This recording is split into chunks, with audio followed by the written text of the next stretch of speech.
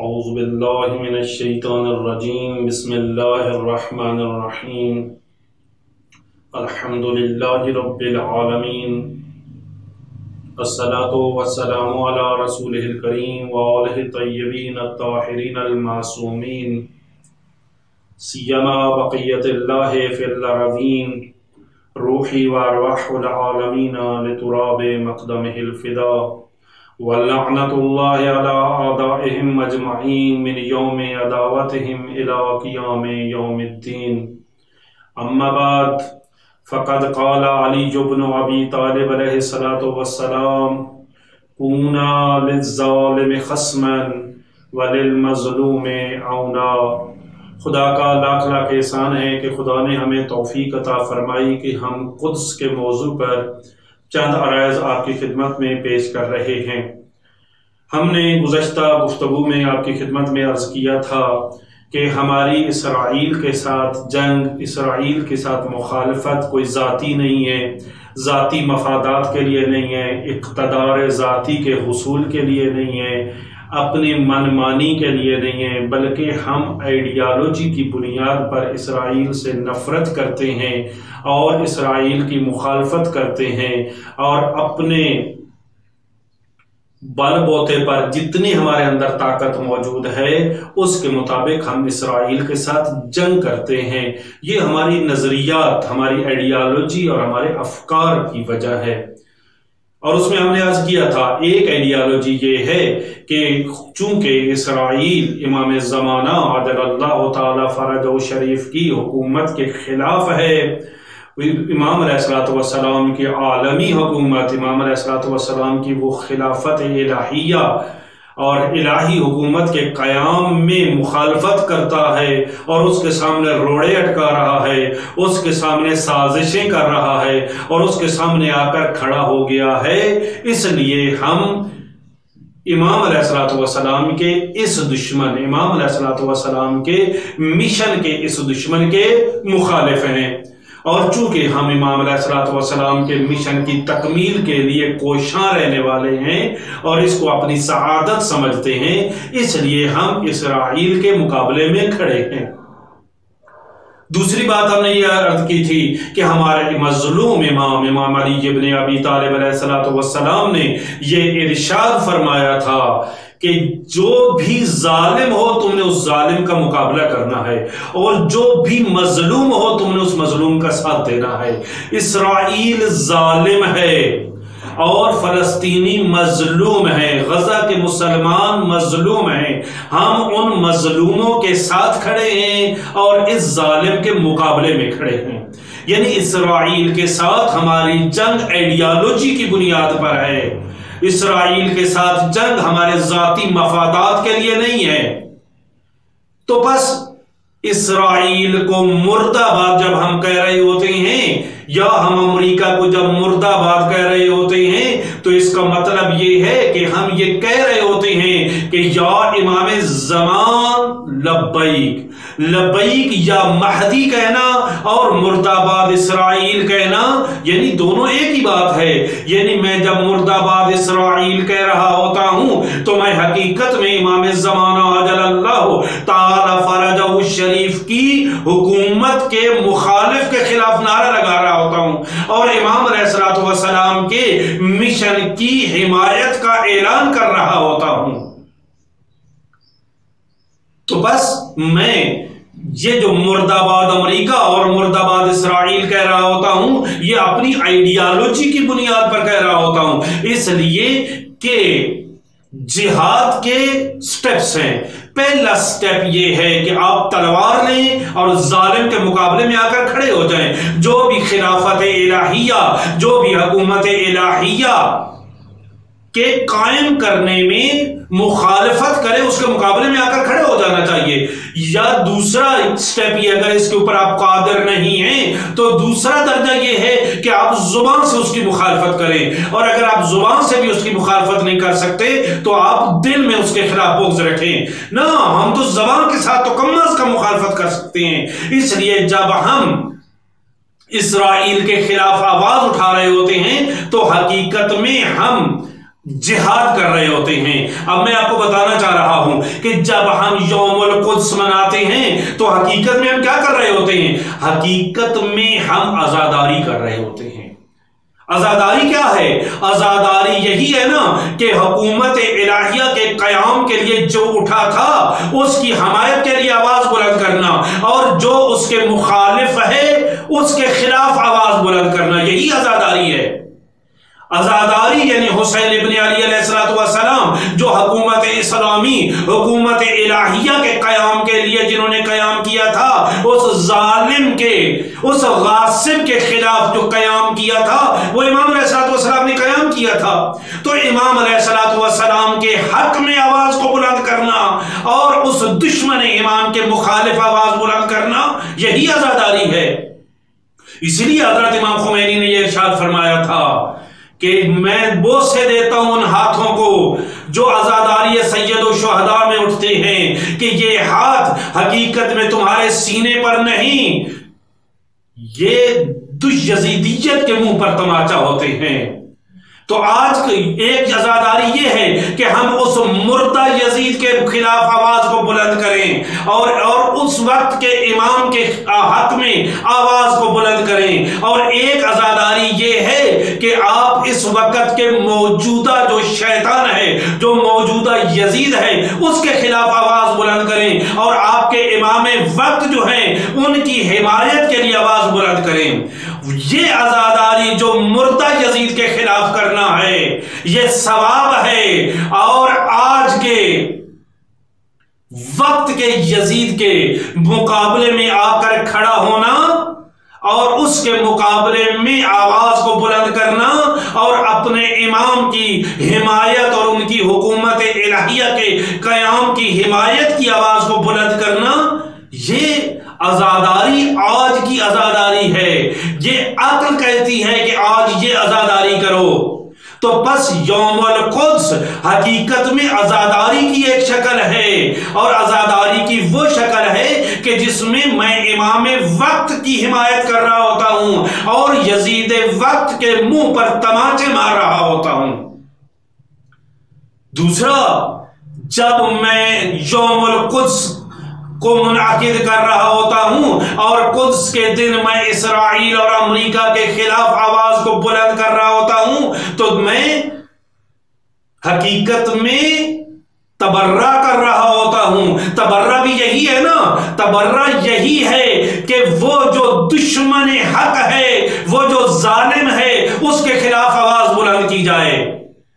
اسرائیل ظالم ہے، اسرائیل غاصب ہے، اس کے خلاف آواز بلند کرنا یہ تبرہ ہے۔ تبرہ صرف یہ نہیں ہوتا کہ اس شخص سے مخالفت کی جائے، نہ اس شخص کے کردار سے مخالفت کی جائے۔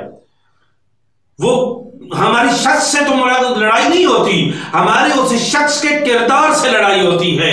اس شخص، وہ کردار کسی کے اندر بھی نظر آئے، ہم اس سے نفرت کریں گے، ہم اس سے بغض رکھیں گے، اور اگر ممکن ہو سکے تو اس کے خلاف آواز اٹھائیں گے، اور اگر اس سے زیادہ خدا توفیق دے تو ہم اس کے مقابلے میں آ کر کھڑے ہو جائیں گے، ہم مظلوم کا دفاع کریں گے، ہم ظالم کے مقابلے میں کھڑے ہوں گے۔ تو یہ حقیقت میں تبرہ ہے جو ہمارے فروعات دین میں سے ہے، جو ہم پہ واجب ہے، بس ہم واجب کو ادا کر رہے ہوتے ہیں۔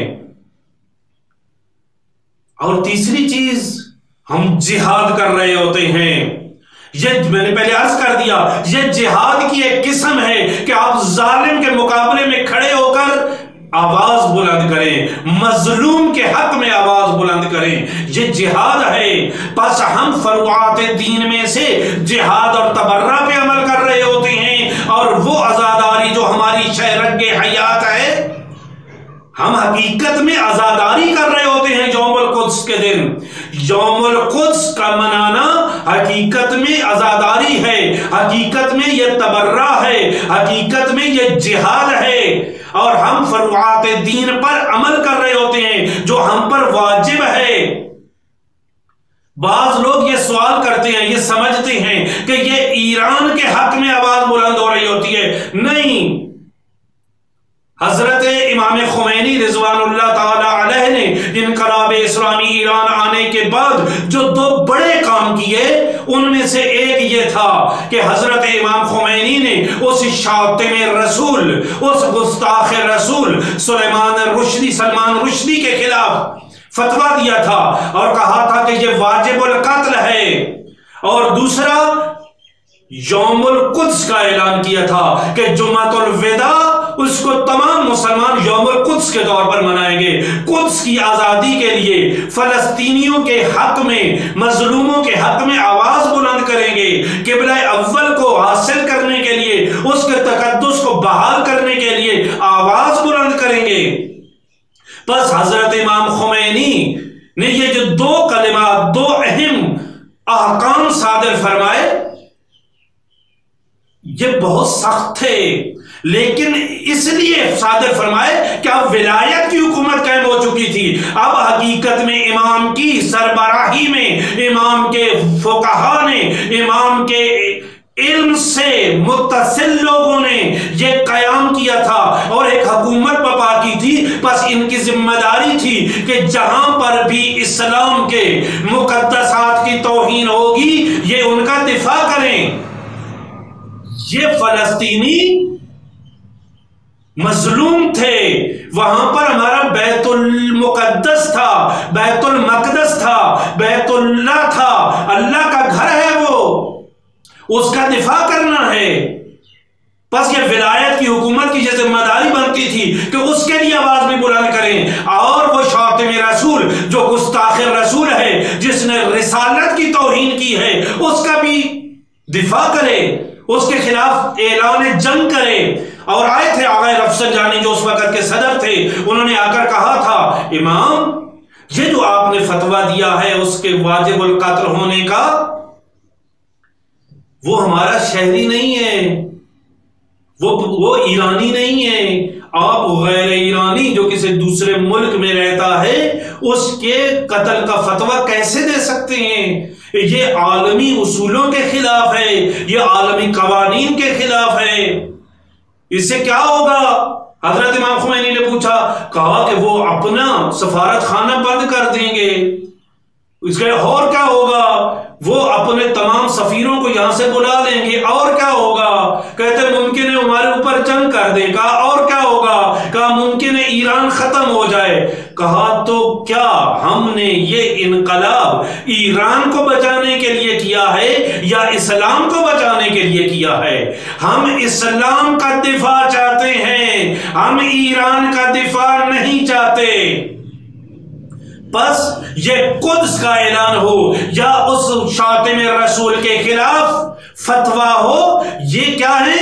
یہ حقیقت میں اسلام کے دفاع کے لیے ہیں، اور جہاں پر بھی اہل بیت کا ماننے والا رہتا ہوگا، جہاں پر بھی امامت کے عملی نفاذ کے لیے کوئی بھی کام کرنے والا رہتا ہوگا، اس پر واجب ہے، جس طرح جہاد واجب ہے، جس طرح تبرہ واجب ہے، کہ وہ آج کے دن یعنی کوئی جو معصومین علیہ السلام کی عالمی حکومت کا قیام چاہتا ہے، اس کے لیے ضروری ہے کہ قدس والے دن گھر سے باہر نکل کر کم از کم یہ اعلان ضرور کر دے کہ میں آج کے یزید کو نہیں مانتا، میں آج کے حسین کے ساتھ کھڑا ہوں۔ یہی عزاداری ہے، یہی تبرہ ہے، اور یہی جہاد ہے۔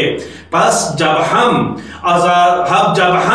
یوم القدس کو منا رہے ہوتے ہیں تو حقیقت میں ہم تبرہ کر رہے ہوتے ہیں، جہاد کر رہے ہوتے ہیں، اور عزاداری کر رہے ہوتے ہیں۔ کتنا ظالم ہے اسرائیل، صرف چند جملوں میں عرض کر دینا چاہ رہا ہوں۔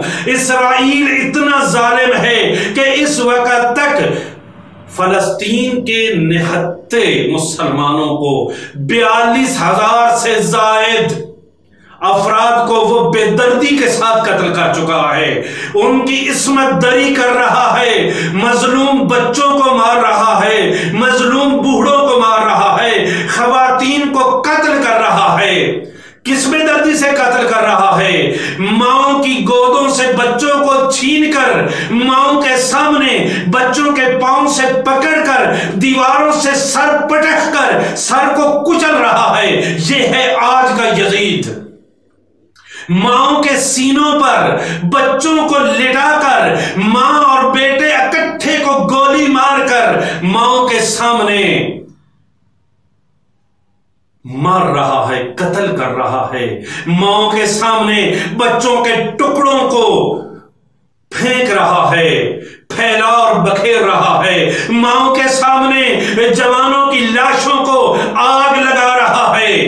ये है आज का यजीद, ये है आज का इस्राइल, जिसके मुकाबले में हमें खड़ा होना है, हमें आवाज को बुलंद करना है। अगर हम हुसैनी हैं, अगर हम अहले बैत अलैहिस्सलातु वस्सलाम के दिए गए इन उसूलों को फॉलो कर रहे हैं, तो हमें यौमुल कुद्स वाले दिन बराअत का इजहार करना है और मासूमीन अलैहिस्सलातु वस्सलाम के साथ मोहब्बत और विलायत का ऐलान ऐसे करना है कि हम मजलूमों के साथ हैं और जालिम के मुकाबले में खड़े हुए हैं। खुदा हम सबको मोहम्मद वाले मोहम्मद अलैहिस्सलातु वस्सलाम की सीरत पर अमल करके हकीकी मानों में आजादार बनने की तौफीक अता फरमाए, हकीकी मानों में तबर्रा करने की तौफीक अता फरमाए, और आज के दिन में जो जिहाद मुझ पर वाजिब है वो जिहाद करने की तौफीक अता फरमाए। रब्बना तकब्बल मिन्ना इन्नका अंतस समीउल अलीम बिहक़्क़ि ज़हरा व अबीहा व बालिहा व बनीहा अल्लाहुम्मा सल्लि अला मुहम्मदिन व आलि मुहम्मद व अज्जिल फरजह।